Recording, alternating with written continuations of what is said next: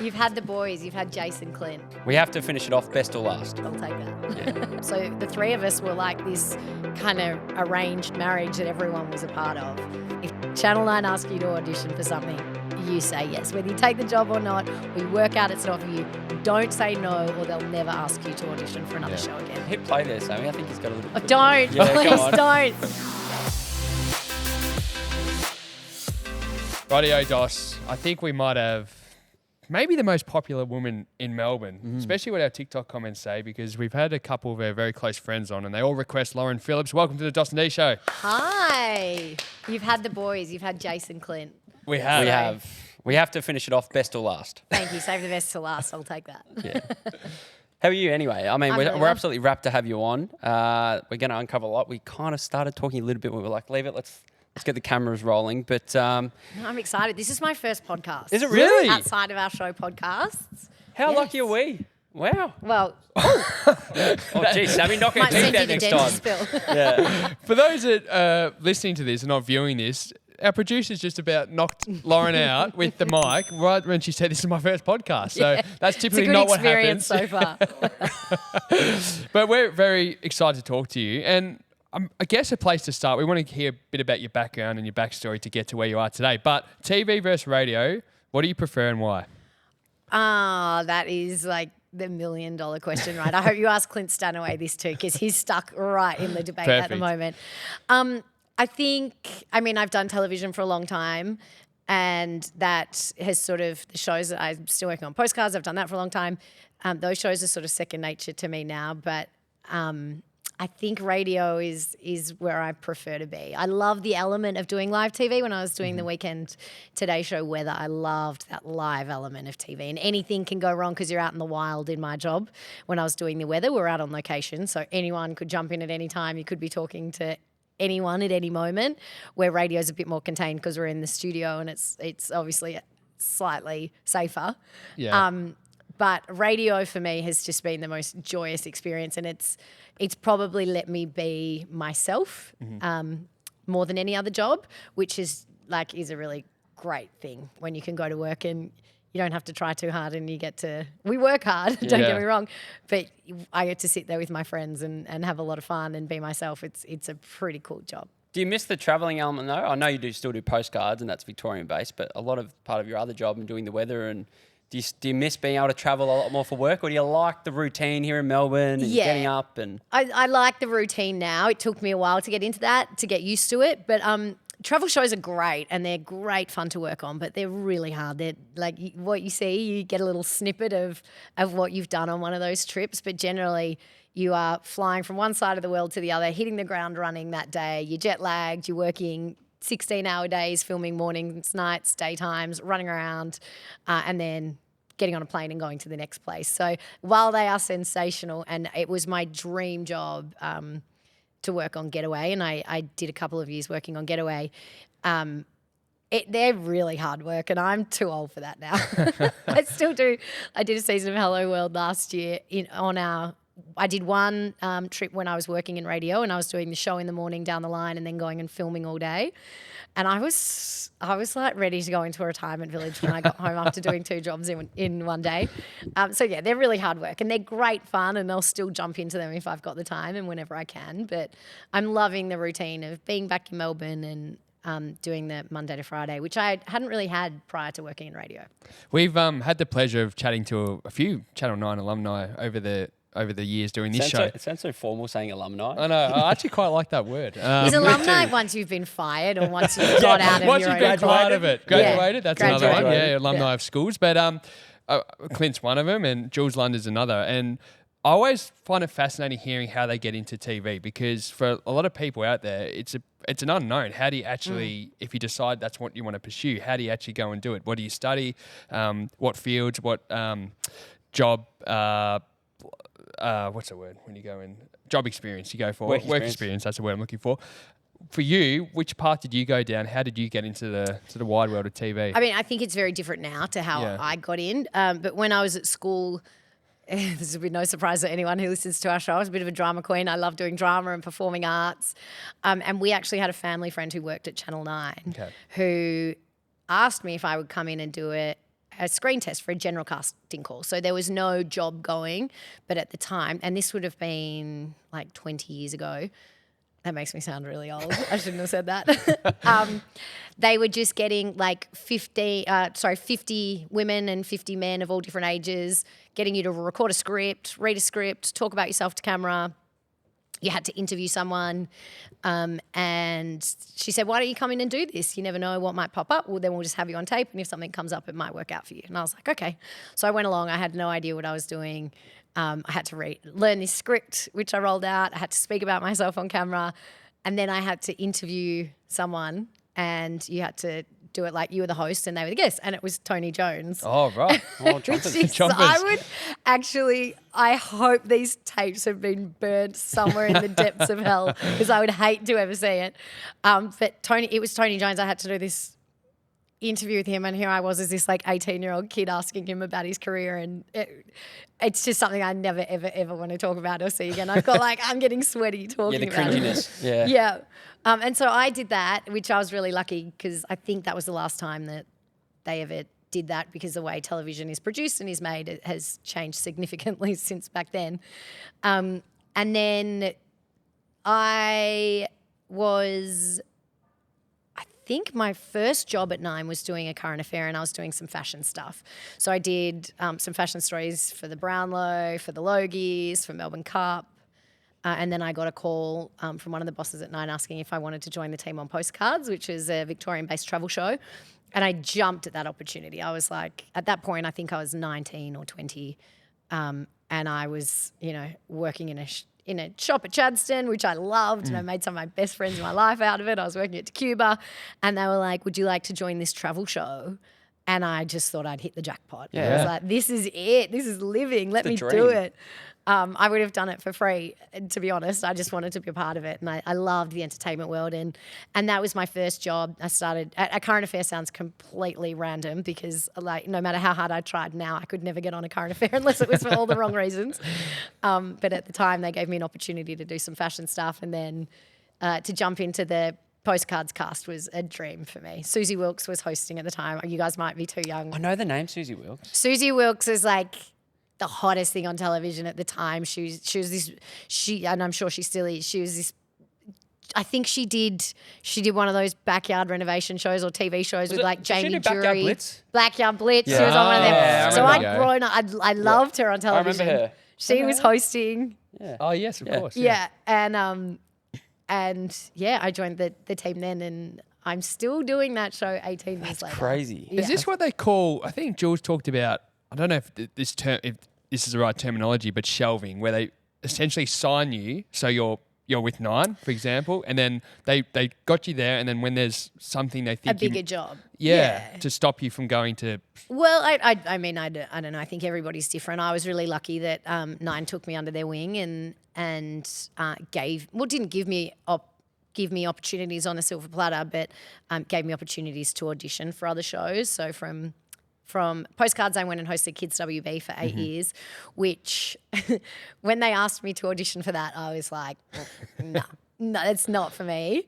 I don't know what I thought at the time. I think I thought I was too cool, and I was like, no, I'm not going to go and do a kids show. No way on earth.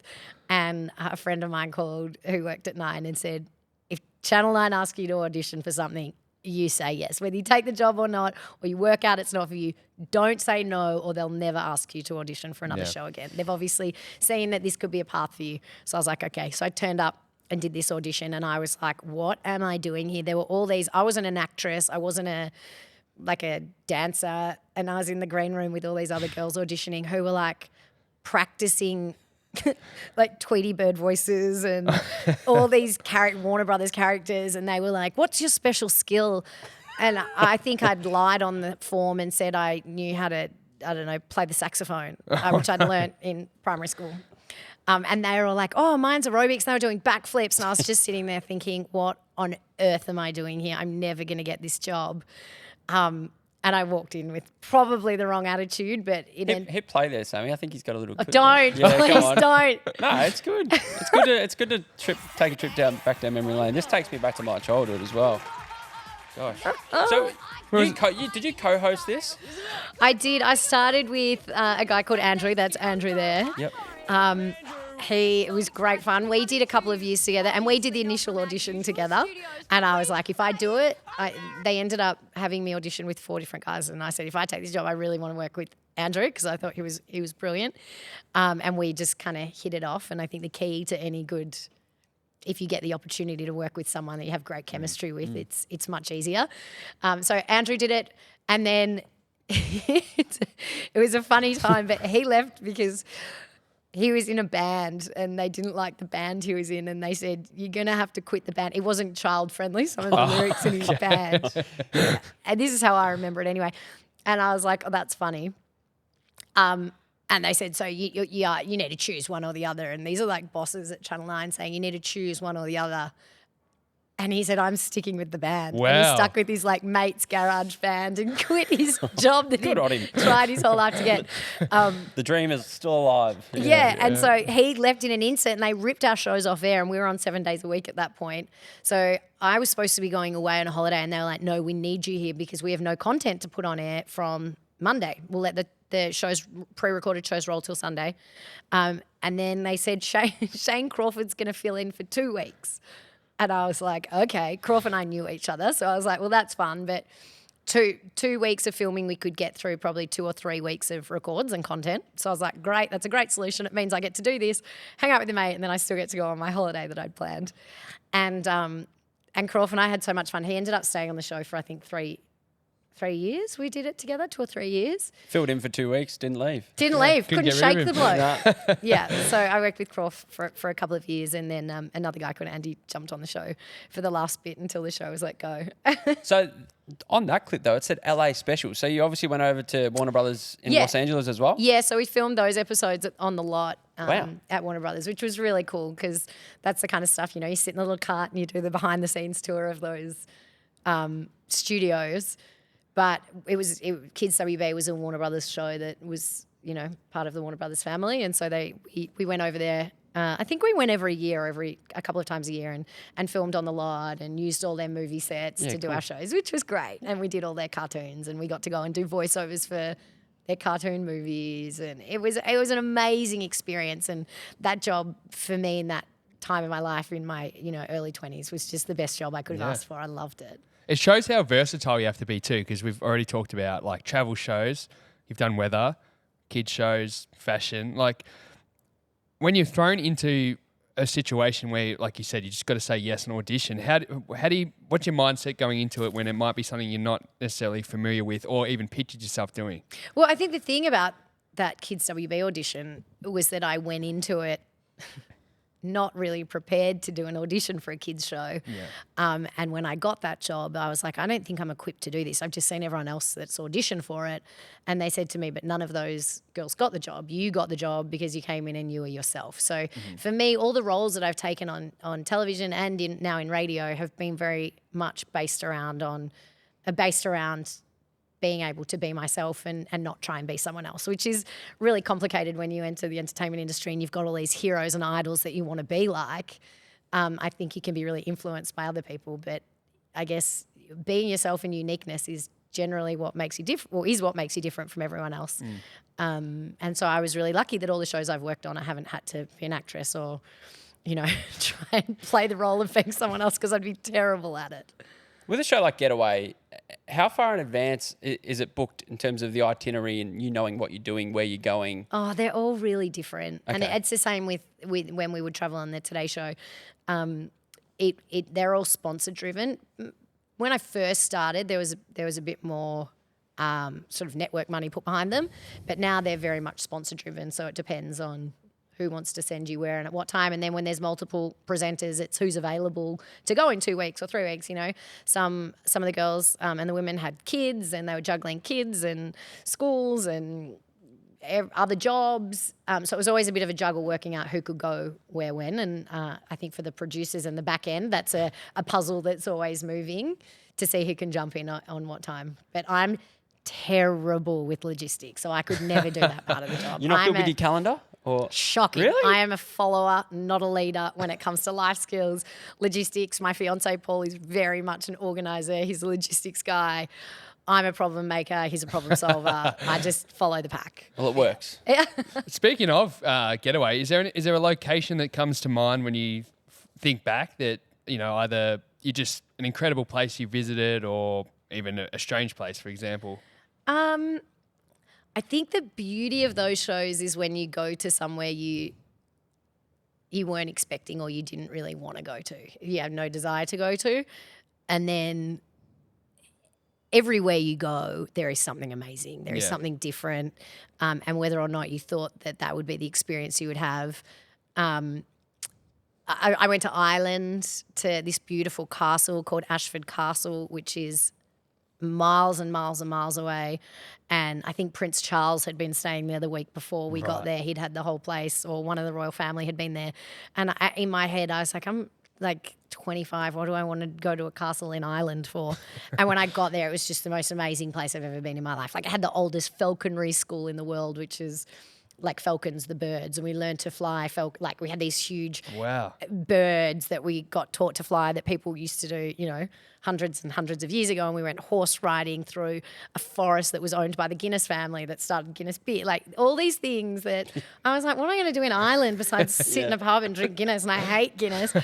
And then, you get to see the cities as well. So I think the best part about those shows is going to those unexpected places that might not necessarily immediately appeal to you, but then when you get there, you're like, wow, this is amazing. Dave, have you ever driven a bobcat before? I haven't, Dos. Or an excavator? I can't say I have. I would love to. A digger? Have you? No, but I know who I need to call. I know who I'm calling. Who? Fleet Plan I when I need one. A very good point, because I tell you what, I would hate to see you with the keys of one, because it'd be driving all over the bloody road. Well, I wouldn't do it.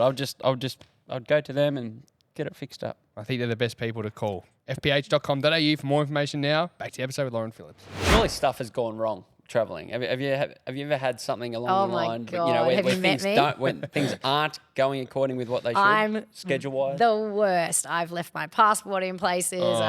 The last Hello World shoot I did, I got food poisoning in the middle of a shoot, and I was trying to do radio in the morning and then do the show afterwards. And I was on a trip. What country were you in for the food poisoning? That was in Fiji, so I wasn't even too far from home. But I'm nothing worse. I'm hopeless. My luggage. I'm always the one whose luggage gets lost.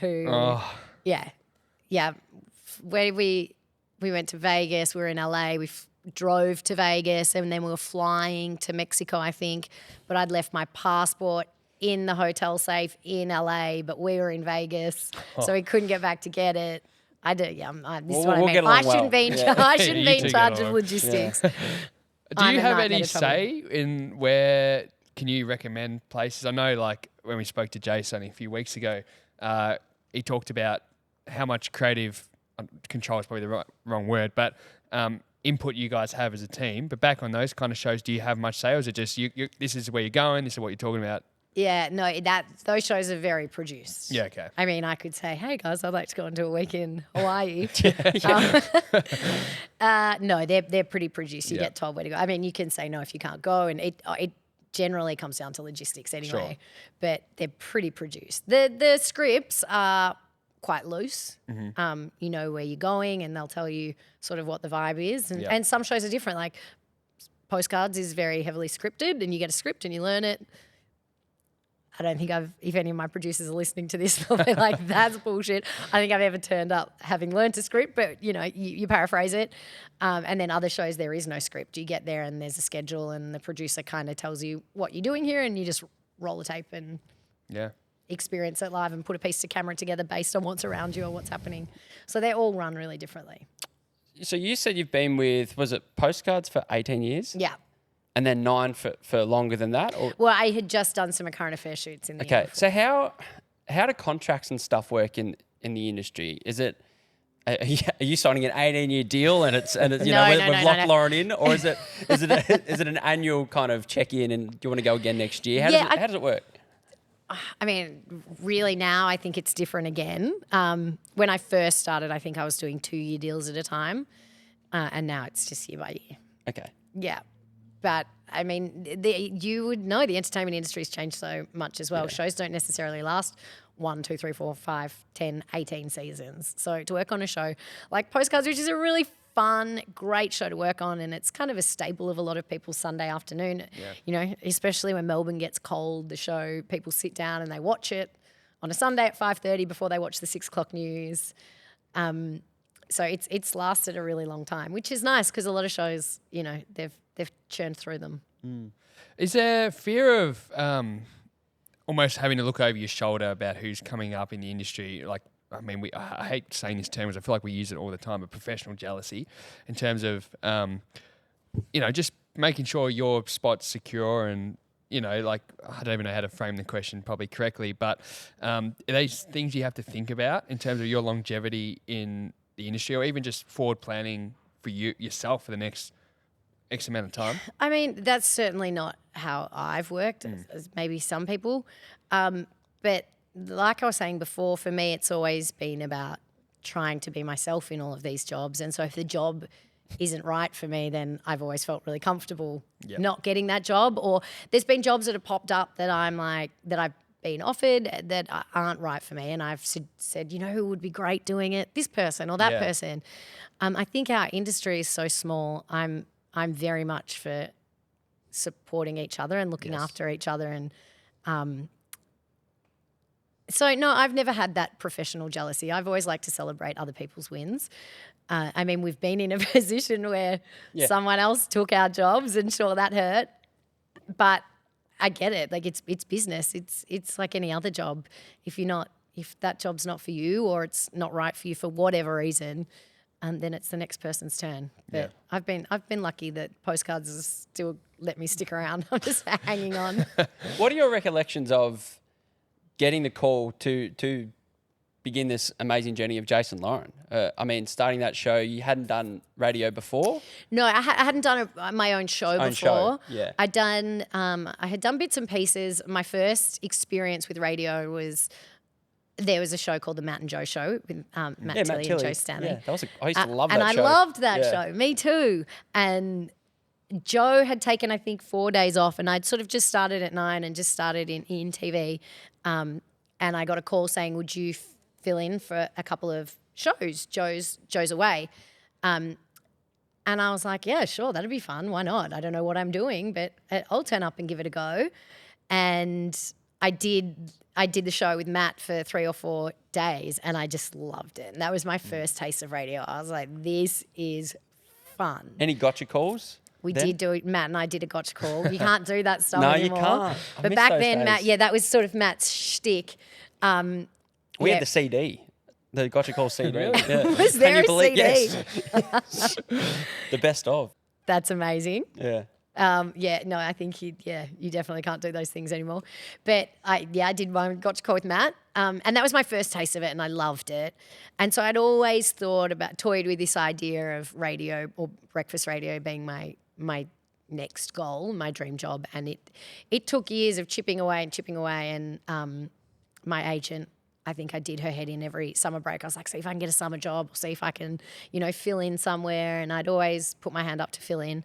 And then when COVID hit, I moved into state, and I was living in New South Wales for a while. And I got a call asking if I would do a summer breakfast show with Ryan John, who's now got the Tony and Ryan podcast. And I said, okay, well, what does it entail? And they said, well, it's with a guy called Ryan John. Because I was still like, I don't really know how to do radio. I'm happy to do it, but are you putting me with someone that knows what they're doing? They're like, yes, Ryan's great.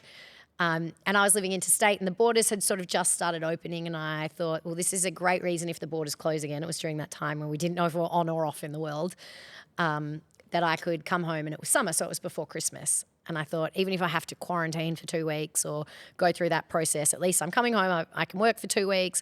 I can stay in Melbourne and stay at home for Christmas and see everyone. So the timing seemed really great for me too. So I said, yep, let's do it. And I did 2 weeks on the summer breakfast show, filling in when Jason and PJ were off. And I loved it. We had so much fun. It was the 2 weeks, I think, leading into Christmas, or the first 2 weeks of December, and it was just loose and fun. And we had Jason PJ's production team, most of them. And that was my first kind of taste of having my own show. And I was like, this is great. Yeah. I love this. But I was still working on the Today Show at the time. And then I don't know what happened internally, but when PJ was leaving, she wanted to move back she was moving back to New Zealand, and Jase and PJ had decided to call time on that show. And they were looking for someone. I didn't realise that though, because I wasn't living in Melbourne, so I sort of wasn't across what was happening there at the time. And they called and said, "Did you enjoy Summer Breakfast?" This was like 3 months after I'd finished Summer Breakfast. And I was like, yes. I was like, what have I done wrong? Why are you calling me 3 months later? And I kept having these ongoing conversations about whether I'd enjoyed Summer Breakfast. And then I was like, what do you guys want? Why do you keep calling me and asking me about this? They said, look, there might be a job that's popping up. We'd love you to do just to get you, if you're in Melbourne, do just a test and get you on tape with some of the other talent in the network and see how you go. I was like, okay. So I turned up, and I don't want to sound like I'm on repeat if Jase has told this same story, but I turned up to a hotel and Jase was sitting on the bed. They could have at least booked a room with a suite, but no, we're in a bed. The Herald Sun loved this story apparently during the week. Pardon? The Herald Sun loved this story during the week apparently. Did they run it? Apparently so. Oh, yeah. But from your podcast? Yeah. Oh, great. Good. They're listening. I better not say anything too bad then. So we sat on the bed in this hotel room, and Paul, who was not my fiance, my boyfriend at the time, was like, he texting me saying, are you sure this is okay? I don't know about I'm not sure about this. going and meeting two guys in a hotel room. I'll just sit and wait out the front in the car. And I was like, that'd be great if you could. So we sat on the bed. I can't even remember what we talked about. We were both so uncomfortable. It was so weird. I think we were just laughing at the situation. Yeah. And I left, and Paul goes, how did you go? I'm like, oh, I don't think I'll ever be seeing those people ever again. And here we are now. So then I got a call saying, look, PJ's leaving and we're looking for a replacement for Paige. It would be a full-time breakfast show with Jase if you're interested. And I was like, oh my God, this has been a dream of mine for a really long time. But it was starting in the middle of the year, and I was working on the Today Show. I was only doing weekends. So I thought, yeah, no problem. I can work 7 mornings a week. So I did that for 6 months. And I loved the show. And Clint came on board at the start as well when they were looking for a newsreader. So that was like an added bonus of having Clint is like my comforter, Well, I didn't realise you were friends for 20 years. Yeah, so we met through Tunnel 9. Yeah, of course. Yes. And so when Clint joined the show, I was like, okay, great. I've got like one of my best friends there. We've got Jase, who I get on really well with, but I don't really know. It was during lockdowns, so we couldn't even, we'd never even gone for a glass of wine or a lunch or a coffee together when we started the show. So I think that was what was quite unique about our partnership as well, was that anyone who listened to the show from the beginning got to know us as we got to know us, because there was no pre-existing relationship. So the three of us were like this kind of arranged marriage that everyone was a part of. And so I did the 7-day-a-week cycle, which Clint is still in now, and I have no idea how he's still doing it. But I did it for 6 months, and then I think part of me also wasn't 100% sure if this was going to be a career for me or if it was going to be, a job for a couple of years. As in if it was going to last? Yeah, if it was going to last, if it was going to work. I'd never done it before, really. And so I wasn't willing to let go of Channel 9 and the Today Show, because prior to doing radio, I'd always wanted to be. My 3 goals in my career were to work on Getaway, to be the weather girl on the Today Show, and to do a radio show. So I didn't want to let go of that dream of doing the weather on the Today Show for a new career. That was really hard for me to say goodbye to. So I had to be really sure that I was really in this. So I left 9 and really committed to doing radio. And when we lost our jobs, that's why it was so gut-wrenching to me, was because I'd given up what I had always hoped for something that didn't work out. But I chose to do that. I stuck it out for 6 months, and that was the decision I made. So I was kind of kicking myself because I'm quite risk-averse. And so in the back of my mind, when I left 9, I was like, don't do it, don't do it, don't do it, don't do it. This is going to implode, this is going to implode. And then when it did, I was like, told you so. But it's worked out for the best now. But it was one of those moments where I was like, shit, what have I done? So that's how I started it with Jase. And we're just really lucky that we've been given a second chance at love. Well, you've certainly absolutely dominated that second chance. You guys are just killing it, which we'll touch on a bit later on. But just going back a little bit, I'm just interested. When you were a teenager, for example, what was your plan for what you wanted to do? Like, was it TV, radio, or what was your? If it wasn't down that path, which direction do you think you would have gone down? I think when I was in year 10, which is so crazy that's when you think you have to make your life choices. Yeah, I know. Do you remember doing Yeah, that? I'm looking forward to hearing your opinion here. Yeah, When we you're were both going to be AFL players. Yeah. I was going to be a lawyer. Yeah, And okay. do you think Really? I'm smart enough to be a lawyer? No, but I can argue. I probably should have joined the debating team. But I was like, I think I want to be a lawyer. And I did legal studies in year 12 and I was just, in year 11, sorry. And I was like, I can't even pronounce these words or spell them. This is not for me. And I did a lot of performing arts at school. Yeah. I always loved public speaking. I loved all of that stuff. But there's not, a huge career in public speaking and performing arts if you don't know what part of it you want to do. And so I did what I think a lot of people in my shoes that liked those kind of things did, which was a PR degree Okay. at RMIT. And then I started doing some stuff at 9 after that. Okay. And that's when I realised that entertainment was what I really loved, and I loved television, and I was really lucky to have those opportunities that I did. There hasn't been any new opportunities with acting or anything like that. You're quite close with a couple of bigger actors, Matt Damon and Chris Hemsworth. Is there another door I've been opening? hassling them to be an extra, Yeah. just an extra. Yeah. Just Yeah. maybe I could just serve a cup of coffee in a scene somewhere. I can see that. In Italy somewhere on a cliff top, Yes. I can see Thank it. you. Yeah. Thank you. I'll cut this up and send it to no, I could never be an actress. I have no poker face. The boys might have said that. I can't. I'm very bad at lying. I have no poker face. I would be a terrible actress, but I think I would make an excellent extra, or just like one line. Yeah. Here's your coffee. Yeah. Enjoy, sir. Yeah, enjoy. Can I take your order? Just something. Has anything ever come across the desk though, in terms of acting or opportunity? No. Not yet. No, Not yet. And I know. You It's still sound like coming. Meghan Markle in that podcast where she's like, I never say you can't do it. I just say you can't do it yet. No, I don't think that's for me. I think I've missed my time, the boat there. Oh gosh. And I would be very bad at it. Well, it'd be straight to the top if it was In terms of performing arts, though, were you a singer? Is that when you say performing arts? yeah, we need to dive into this. don't get me started. No, the boys think I am. I was born to be a singer, but I was not gifted the voice. Oh, okay. I love singing. I sing in the So you got studio stage all presence. day long. I'm terrible at it, but I love it. I liked doing musicals and plays at school, like everyone. Well, not everyone. A lot of people did at school, which I dragged my parents and my brother to many of those performances where they told me I was wonderful, but I'm not so sure I was. Well, Jase said that you even went to his daughter. Was his daughter's son? His son. His son. Yeah. His son's play or musical? Yes, I love it. Yeah, Jase so- was like, I've got the boys' school play. Oh, I hope they don't see I'm this. there. And I was like, let's go. Come on, we're going. You're We're going to keen. see Captain Hook or whatever it was. So Because when that was me as a kid. I was so enthusiastic. I was so excited. We did a thing on the show a couple of years ago because at school, I think it was year 4 or 5, and it still cuts me deep. We did Cinderella, and I had seen the cast. I'd auditioned for it, and I'd seen the cast list over the teacher's shoulder, and I was like, I'm on. I've scored Cinderella here. This is my moment. And when they called out the cast list at school, it was Cinderella, Laura, and it was a girl in my class called Laura, not Lauren, and You didn't. Oh. No, absolutely not. I was nowhere near good enough to get that role. And I'd walk Not like even an the inch understudy? taller all day thinking I was going to be Cinderella.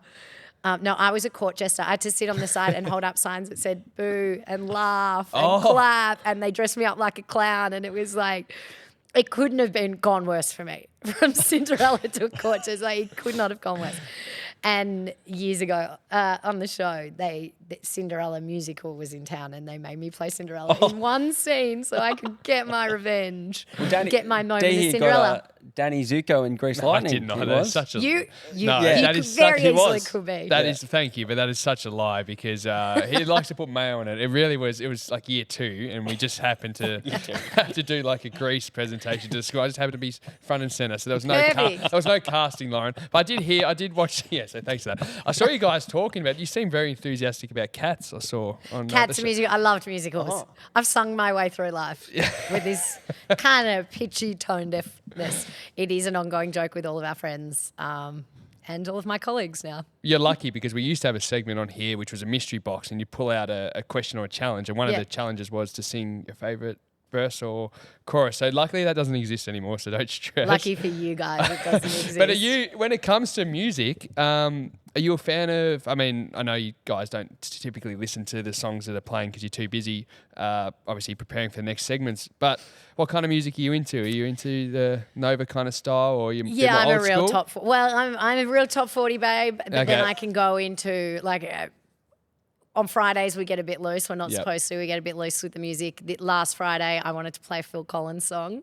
Oh, which Do one? you guys even Which know one Phil do Collins? Of course we do. Of course We did it. Well, we started with Easy Lover. Okay. And Jase was That's a like, great song. we are not playing more, I'll let you have it, but we are not playing more than one Phil Collins song. It's not happening. And then during Easy Lover, I started playing Can't Hurry Love. And he was like, oh no, that's the one I wanted to play. And I was like, you were the one that said we can't play more than one Phil. That's my favourite. So then we rolled into Can't Hurry Love. Then we rolled into In the Air Tonight, which we made an absolute dog's breakfast of trying to play the drums. This is Jase's process though. I'll be a bit bratty and want to do something. He goes, well, we're not doing that. No, we're not doing that. And then he'll go, okay, fine. He's very good at compromising. I am not. He goes, fine, okay, we'll do one, but you're not doing two. This is not going to turn into a half hour of Phil Collins. And I'm like, yeah, no problem. And then I'll kind of bait him and he's like, oh, we should play that one. And I'm like, hang on. We've got him here. And Stanners and I Round your look at finger. each other and we're like, we got him. So we did a full half hour of Phil Collins. We did a full half hour of Mariah Carey the other day. And then we could do a full half hour of Disney musicals one day. Oh. Which is absolutely not allowed. And I'm all about that though. I'm I sure love our the music Disney programmer wants to Yeah. kill us sometimes, but I like all kinds of music. I would love that. Has it been? I'm sure you have. You know, I don't want to say heated discussions, but you've got different. You know, you might have one opinion and he might have another, and Clint throws his in as well. Has there ever been a time where you've had to apologise or? No, yes, no, we haven't had to apologise because early doors we recognise that the three of us are so different. Okay. Jase, Clint, and I are three completely different human beings with completely different opinions, attitudes, likes and dislikes. And so we do have little tiffs. I think the boys had a bit of a lovers tiff this morning on air about something, which it's normally Clint stays out of it. But today I was like, wow, it's not me in the fight. Go. So I was like I'll egging film them on. Yeah. But we're pretty lucky that we all respect each other enough that once the mics are off, like, you know, it's weapons down and we'll laugh about it. And sometimes Jase disagrees with me for the sake of it, I'm absolutely certain. And so once the song's on, we're like, oh, okay, thank God that's over. Let's not touch that one again today. But sometimes it goes on. But we're pretty good at running to the fire and putting it out before it gets too heated or too serious. And we know when we've pushed each other too far. Or Do you sometimes rev it up though? Like if you're pushing each other, sometimes you might go, Oh, get yeah, going. yeah. Entertainment. Yeah, for we entertainment. push each other's Yeah. buttons. I probably push Jase's buttons more than he pushes mine because I think there's a small part of Jase that's still slightly terrified of me, being the only female on the team as well. Clint's like the classic middle child who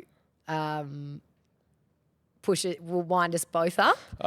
He's a puppeteer. Yeah, and Jase is just the best person to poke. Like you can just add fuel to that fire all day long, and he'll just simmer away and eventually explode. I'd love to hear your opinion again. I mean, I know we've said this, but Jase also spoke about this, but about fence sitting when it comes to issues, whether they're serious or not so serious issues, but picking a side rather than trying to be a people pleaser and please everybody. How do you go with that mentality? Is it something you've had to learn or? It's funny because I saw that clip that you guys yeah. posted of Jase. Oh, there we go. That's good. And I was like, I could not disagree with this more. Oh, Here we go. This is good. This is where we're very different. And when we first got paired together, they tried, an old boss of ours tried to do this segment called The Fence Sitter because I am hand on heart, the biggest fence sitter in the world. And they wanted to do this segment where I had to make a decision on something, and I just couldn't do it. I was like, no. There's things that I really care about, and I'm very, very passionate about, and I'm fierce about. But there are some things that I'm just really happy to sit on the fence about. Yeah. And it drives Jase up the wall. But I'm like, it doesn't bother me what happens on daycare hours because I don't know. So I don't need to have an opinion on that right now. I don't think everyone has to have an opinion on everything. It's okay to go, actually, you know what? I'm not going to fight this fight for the sake of having an opinion on it. I'm fine. You can have your opinion and you can have your opinion, and I don't need to have an opinion on this. Where Jase, that made me laugh when I saw him saying, you're going to be nowhere and you're going to be no one if you don't have an opinion on things. And I was like, that's so funny. So it's not out of people pleasing. That's what you're saying. Because from what he said, that's kind of what I gathered is don't fence it for the sake of pleasing other people, not like what you just said, which is just for not having opinion at all because I don't need to. No, I think I think, I don't know what he said. I didn't watch the whole, I just saw that one clip and I laughed at it and thought I can't wait to poke fun at him about this when it's my turn. But we're not scared to have an opinion on something because we're scared of offending other people. I'm probably far more risk averse than Jase is. Jase is like, I care deeply about offending people. Some people say it's a flaw. Some people say it's, it's a good quality. I hate offending people. Like, it would be my biggest fear for someone to say you've done something that's deeply offended me. But I also am very strong in what I believe in and opinions on certain things. But there are times when I'm like, and I think we should probably all get better at it. Sometimes we should all be able to go, you know what? This isn't worth the fight. I'm happy to step back and go, no. And not that it's a fight. But Jase is like, when he's on something, he's on. He's got no issue with saying things on air that I wouldn't necessarily say on air. We're very different like that. And sometimes he says things and I'm like, oh my gosh, did you say that? How did you say that? And it makes for great radio. Yeah. And then I poke him and poke him and poke him and poke him and poke him until he blows up. Just to storm off. Yeah, but we're different like that. And I think that is a quality of our show as well, that he can sometimes say the things that people are scared to say. And sometimes he says the wrong things and he'll let me challenge him on it and he'll go, you know what, you're right. I shouldn't have said it like that, or I shouldn't have said that. And I get it wrong too. Don't get me wrong. I'm not saying I'm perfect and he's not. I get it wrong all the time. And as human beings, we do that. But he's all of us actually, the three of us will fall on our swords if we've said or done the wrong thing or offended. But I don't like offending people. But I think I'm an offence sitter. I'm a bit the same, to be honest. Like you said before, if someone said, "Oh, I'm really offended by that," I'd probably think about that for like weeks, afterwards, going, "Oh my god," and stew over it. Yeah, my biggest fear is hurting someone's feelings. Yeah. I would really struggle with hurting someone's feelings or letting someone down or offending somebody. But I just also think sometimes we can think things and we don't always have to say them. Yeah. Like, there are things that I'm like, oh my God, you are an idiot. But you don't always say it. It's okay to think that internally to yourself and walk away and go, I don't need to be a part of that, or I don't need to be doing this. What's the quote? Sometimes the best thing to say is say nothing at all. That's Ronan Keating. I was about to say the same thing. I think that's a Ronan Keating song. You say it best when you say nothing at all. I'm proud of that. I'm a big fan of Ronan's. Words to live by. Yeah. But, I mean, we got a great appreciation of, I think for you guys, the amount of content you guys have to continually come up with, which I just find it's actually just staggering. Like, day in and day out, for the amount of time that you need to come up with ideas and conversation pieces and topical things and not necessarily to have a strong opinion, but to be able to at least talk about something or be aware of what's going on. Like, that's an incredible skill in itself, I think. Well, I think it comes far more easily when you're in a really supportive environment where you can be yourself and you can talk about things that are deeply personal, because we're in a safe space with the three of us on the show, but also our extended team and our producers and our back end team and as far as through to the senior leaders at Nova. I know we're in a place where we can be really confident when we speak about things that are deeply personal, because they're not going to say, actually, you need to go again on that tomorrow. You know, we loved that. Talk about it again. We're in a place where you can talk about things one day and the next day I might go, actually, I don't want to talk about that anymore. I don't want to do that. I've done that. And then content comes kind of easily when it's a really good collaboration as well. Our producers are very invested in the things we talk about, or if something happens in their lives, they'll come on and talk about it too. Mm-hmm. And I surround myself with, my friends are just the funniest bunch of humans you could ever meet in your life, and there's always one of them doing something silly or wild or dumb or, you know, going on a hideous date, and they provide me with an enormous amount of content as well. So whenever something goes wrong in my friends' lives, they're like, this is really annoying or upsetting and I'm really upset about this, but you're going to love this because it's going to give you content. And I'm like, okay, great. What happened? How bad was the date? What did he say? Yeah. So we're lucky we've got a great team though. It's the three of us on air, but our team extends far beyond that, which has made it a really great place to be able to talk about whatever we like, whenever we like. And on days we don't want to do that, we're supported through that too, because it can be a really vulnerable job where some mornings you turn up and you're just not feeling it, or you've had Jase might have had a rough night with kids, or, you know, Clint's worked 105 days in a row and he's just running on empty and he's exhausted and he's sick, or I don't know, I've had a fight with my fiance or whatever it is, all those things that normal people experience, which previously when I first started, I would have rolled in and just put on a show and put on a face. Where now I'm like, the boys know me so well, but they'll know when they can be like, are you okay? They know when they can ask me if I'm okay on air and we'll talk about it, or if they ask me, are you okay off air? You get to know each other pretty well to know when it's a radio conversation or a private conversation. But you know, there's been mornings when I've got text messages from friends saying, does the whole of Melbourne know you're mad at Paul, but Paul doesn't know you're mad at Paul? And I'm like, yeah, because he hasn't heard the show. I'm like, oh, God, I should really bring that up with him first. But that's sort of the nature of the game when you're in an environment where you're so comfortable, you end up talking about things that you're like, ooh, maybe I should have bitten my tongue on that one. That's so funny. Is it confession time? It is confession time, Dos. I think we need to go into the confession booth with Lauren. As now I'm not sure how prepared you are for this, Lauren, but the Rexall confession booth is what we're about to enter. And Dos, maybe you want to mention a little bit about our friends at Rexall. Well, yeah, Shocking Confessions brought to you by Rexall. They are the largest electrical wholesaler store, have been for over 120 years, mate. 127 branches nationwide too, Dos. So you don't have to go far to find your nearest electrical wholesaler in Rexall. Actually, what's Paul like at home with the tools and stuff? Hopeless. He's an outsourcer. I like outsourcing. We're an outsourcing family. I'm an outsourcer as well. But we might have an app for Paul. Actually, very, very true. Yeah. So, and now they've rewired their mobile app to bring you a seamless experience. It's faster, easier, and smarter than they've ever been. Exactly. You can now enjoy a streamlined homepage, explore products with offline catalogs, scan items directly into your basket using their barcode scanner, and DOS, discover a range of innovative time-saving features. Download the app on Google or Apple today. And then, I don't know about you, but sometimes I find these things a little bit tricky. So what I like is when they have a chatbot. Yeah. I can chat to the chatbot. If I've got any issues, easily fixed. Yep, and that's all brand new on the Rexall app. So make sure you download it now and check it out, guys, especially for your Sparky friends or, of course, yourself.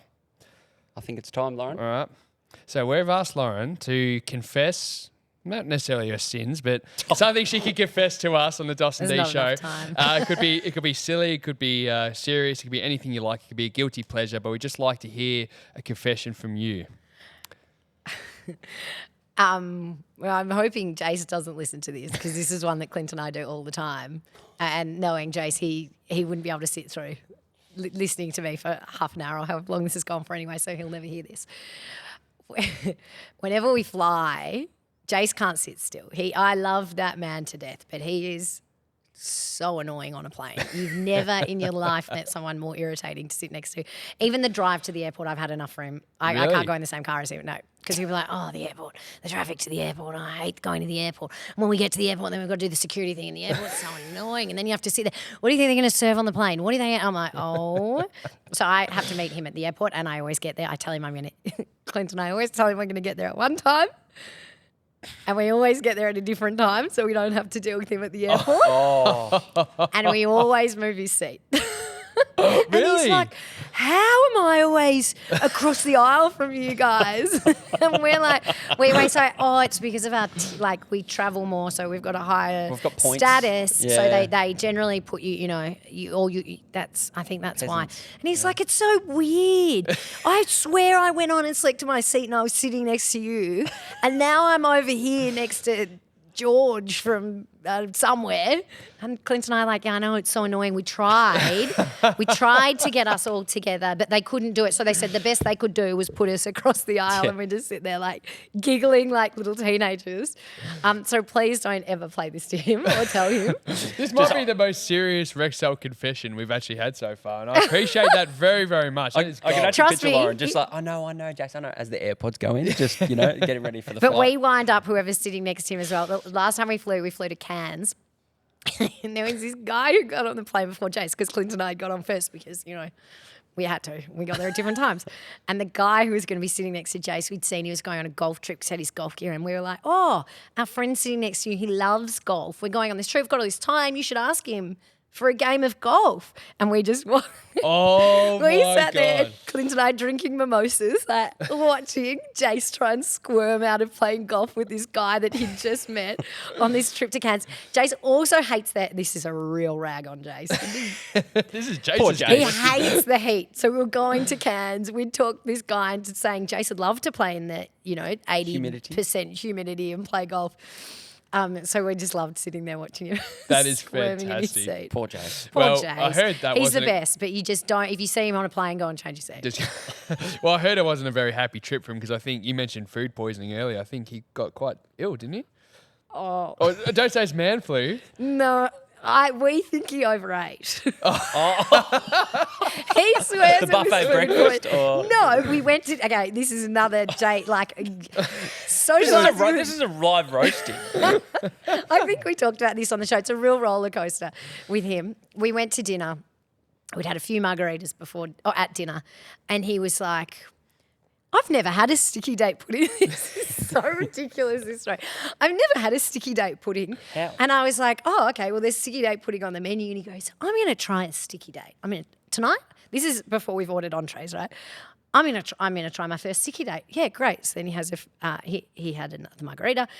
Then we had ordered entrees and food. And halfway through, I think we finished entrees and mains were arriving, he was like, guys, I've been thinking about it. I don't think I'm going to have a sticky date. Okay, cool. Don't have a sticky date. He goes, I've just been thinking, we've had that much for entree. We've already ordered main, so I think we've maybe I don't think we should have a sticky date. And I was like, okay, cool. We don't get a sticky date, bro. I can't believe you've been thinking about this for 45 minutes now. So then we're halfway through mains. He's like, couldn't possibly have a sticky date. I just couldn't have a sticky date. There's no way I could have a sticky date right now.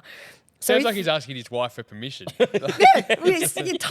We're sitting there and we go, let's have an espresso martini. So we order an espresso martini and he has one sip and he goes, do you reckon this would go well with the sticky date? I was like, dude, are you serious? You can have one if you want. And I was like, why don't we get the sticky date? You know what? You can just have a spoon and you just stop talking about the fucking sticky date. Let's just get one. So we order sticky date and then he goes, but there's the 3 scoops of ice cream. Maybe we could get some ice cream. I was like, okay, we'll get ice cream too. I think I have the receipt in my bag. He ended up ordering 5 desserts. And he gets the sticky date and he's like, nah, I don't think I like a sticky date. I don't think sticky date's for me. Then we go to leave. We were supposed to go to this party that was on for this conference we're at. And he goes, guys, I don't think I've got to go home. I can't come to the party. I was like, why? He goes, I think there's something wrong with my guts. And I was like, I think it's the sticky date, bro.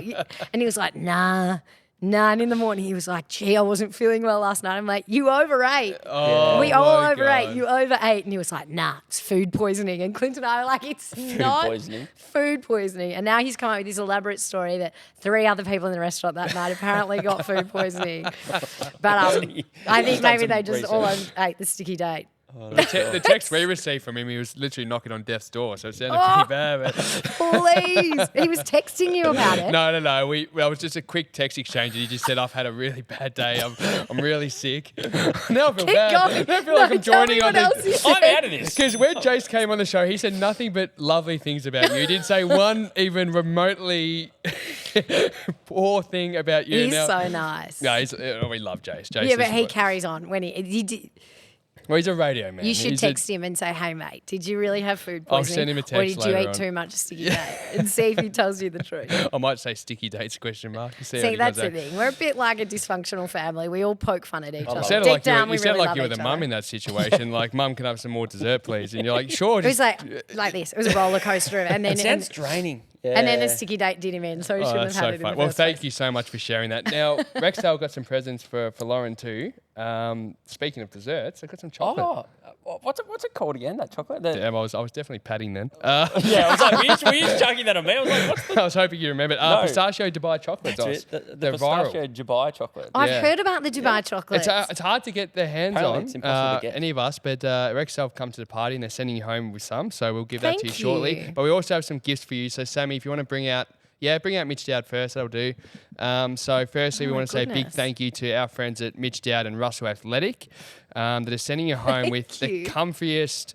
Now, we heard Jason had a bit of a struggle with the sizing on his one with this one Yeah. too. This also What did made he the do? radio. I had a good laugh. He didn't send them back and ask for a I don't different think size. No, but we'll make sure we get him the correct size. Did he complain he didn't No, get he didn't the right complain size? to us. He only complained on your radio show, which goes out to the whole of the country. So, Apparently the That, bamboo undies are a bit tight. See, this... Oh, well, that's because he ate too much sticky Yeah, date. but that's exactly right. Well, we will quickly say for everybody that does want to shop online, mitchdowd.com.au, and here's the best part, Dos. Use the code Give it to me. dos&d40 for 40% off that's Mitch Dowd and Russell Athletic presents. So it's up to you if you'd like to. I'd love to see. Oh, what do they I s- undo yeah, it? Go Why not? on, because it's always a bit of a mystery box. Did you say it's underwear?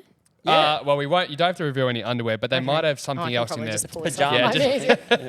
They might have something else in I there love for you. that Jase's were too small. That's just so wonderful, and I can't wait to bring that up tomorrow. Truly, we don't know what's in here. So if Okay. anything you can't reveal, don't show the camera. But if there is, I we'd love can to know. reveal all. I reckon there might be some socks.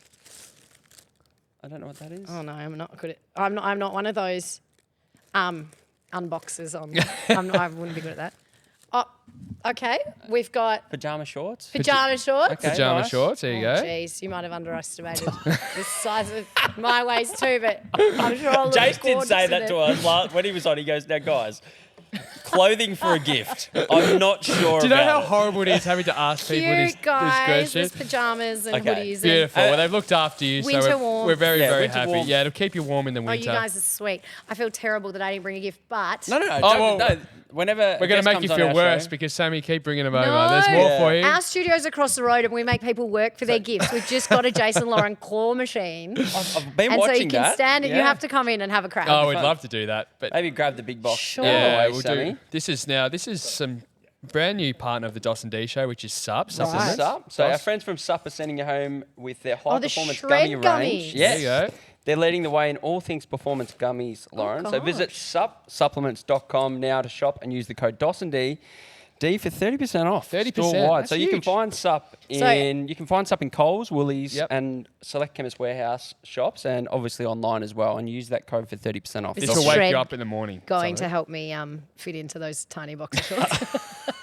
Well, you've got some pre-workout, post-workout. If you want to Creatine. Everyone's obsessed with creatine at the in moment there. too. Some of them will Muscle building. Some will wake you up in the Great. morning, and some will put you to sleep L-carnitine. at night. Amazing. All Thank different you. flavors Best. there. And then now this one might Did be you more. give these to Jace? No, No, these because are they new. weren't on board yet. So sucker. you got a little one. You're up. getting Mine something did. he didn't. Which But that's And lucky. Clint. Was Clint the first one in? Yeah, Yeah. Clint, unfortunately, probably was Missed out We on all might of have it. to send Clint some stuff because we weren't quite. We didn't quite have all these partners It's all on right. board He'll just love. yet. I'll share these with him. He'll love Yeah, he'll this. love If those. it He wasn't loves for the gym, Clint's doesn't he? viral He's the gym videos, dog. we might not have got these sponsors on board. So we'll thank him. And That's all right. Now, this I'm sure one he might- owed someone a favour down the line. now this one might be more of a present you can give to Paul, perhaps. So we want to the big present you rig. with. What did he get? Milkman Australia are gosh, the these keep best coming. in all things male grooming, Loz. So there you've got the 5-pack of natural deodorant. So the 5 different scents. Milkman, head to milkmanaustralia.com. 20% off using the code dos&d. Yes. So they may not be a scent. What's your favourite flavour? For you? Well, I like the musky ones. They're the ones I like. My favourite product of theirs isn't the deodorant. I always say the same thing. I always call them flavours when they're more scents. I can't get it off. But I like the... you don't need it. You don't need it. Well, there you go. Oh. And they do body wash. They do... If men's pits all smell like that, that would be excellent. We should all use this. I use it every day. So they do body wash. They do shaving cream. They do... What I love is the styling powder for the hair as well. So amazing.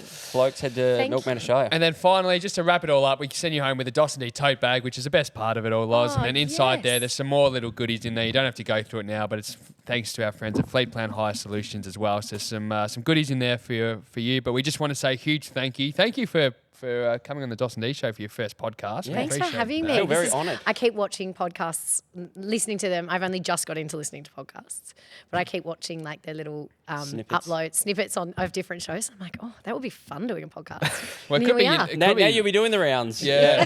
But you know what? Hopefully we might have taken you down a trip down memory lane for some things you might not have thought about for a little while. No, it's been great. Thank you. But we really appreciate it, Lauren. We know you're so busy, and we're just grateful. We've been great to connect, and we've been so excited for this for a long time. So thank you so much. Oh, you guys do a great job. Thank you. That was so fun. Awesome. We appreciate loved it.